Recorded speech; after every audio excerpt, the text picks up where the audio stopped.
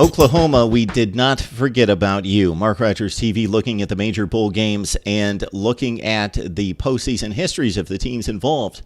We've looked at a number of teams throughout the postseason, tried to catch up with every bowl game, so you can go back and see bowl histories for those particular programs and the actual bowls for a ton of the early bowl games. And then we've tried to keep you clear with the major bowl games. We talked about USC and Ohio State. We talked about Wisconsin and Miami and some other ones. So we've knocked out the Clemson-Alabama matchup. Now let's get to Georgia-Oklahoma.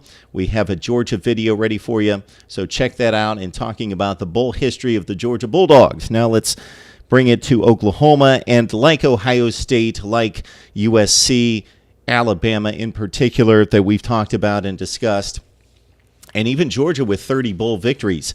This one mighty impressive. Oklahoma 29-20-1 all-time in bowl play. It started with the 1939 Orange Bowl, and of course, because of the tie-ins between the Big 8 and the Orange Bowl, and then later the Big 12 and the Orange Bowl, the likes of Nebraska and Oklahoma played a ton of Orange Bowl games back in the day. So it started off in 39 with a Tennessee win 17-0, meaning Oklahoma defeated Tennessee 17-0 with head coach Tom Stidham.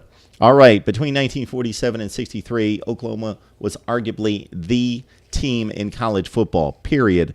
Bud Wilkinson went 93-9 in the Big 8 during those years. He won 14 Big 8 championships in 17 years. He went 6-2 in bowl games. He won national championships in 1950, 55, and 56. He finished in the top 10 13 times in 17 years. Yes, college football was much different then, and that kind of run was easier, which makes Florida State's run under Bobby Bowden even more impressive. And then there were the odd national championships. Don't even pay attention to the national championships when you see graphics about national championships. Look up the particular years and see what actually happened. We addressed an Alabama situation in which they won 3 national championships when they lost bowl games that they credit themselves for. Another time when Alabama finished with 2 losses and credited themselves with a national championship. Similarly, here, Oklahoma has a national championship after losing the Sugar Bowl one year to, with Oklahoma, that's right. The situation in 1955 was not even going to a bowl game. I don't know what happened there. They did go undefeated, can claim an undefeated season, certainly, and maybe in that case a national championship, depending on other circumstances. I didn't research why they did not go to a bowl game. It was not a time of war. That was the situation a few times. Anyway, under Bud Wilkinson, a loss in the Sugar Bowl in 51 to Kentucky cost them.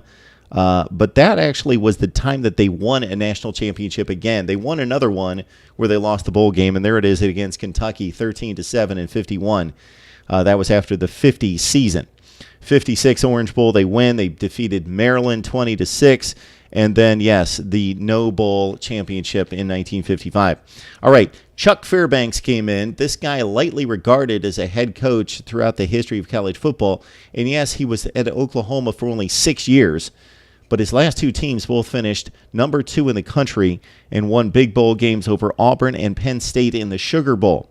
Then you've got the Barry Switzer run, which was tremendous from 1974 to 88. I did mark down those years. I believe that was the run for Barry Switzer before, of course, going to the Cowboys. 6-3 in the Orange Bowl. He won national championships in 1974, 75, and 85, and getting to a time in which I remember watching these games.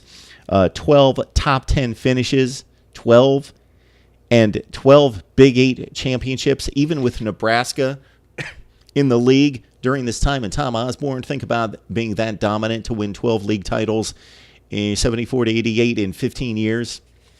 To win or share 12 championships in maybe going back to 73, 16 years. Barry Switzer won the Orange Bowl in 76 over Michigan. So the 75 season, that capped off the national championship run.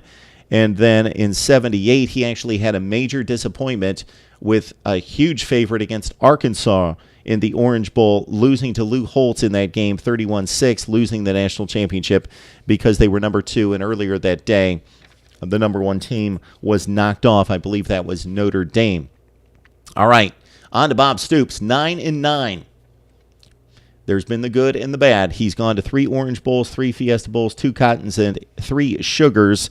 His first game was a 27-25 loss in a bowl game to Ole Miss in the 1999 Independence Bowl. But the very next year, he ran the table, upset Florida State at the Orange Bowl 13-2. Defense pitched a shutout and won the national championship.